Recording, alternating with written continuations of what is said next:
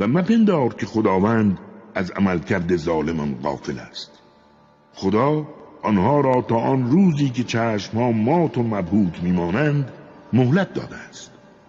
در آن روز عذاب از تعجب گردنهایشان برافراشته و سرهایشان رو به آسمان است و حتی از ترس پلک نمیزنند، در حالی که قلبهایشان از خوف فرو ریخته و خالی گشته است.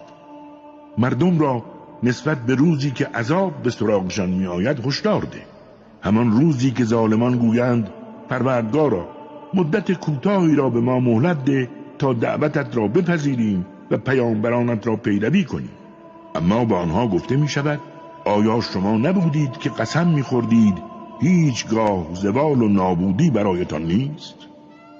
آیا شما نبودید که درست در همان منازل و کاخهای کسانی که به خود ظلم روا داشتند ساکن شدید، در حالی که آنچه را بر سرشان آوردیم به خوبی می دانستید و مثلهای زیادی برایتان زدیم؟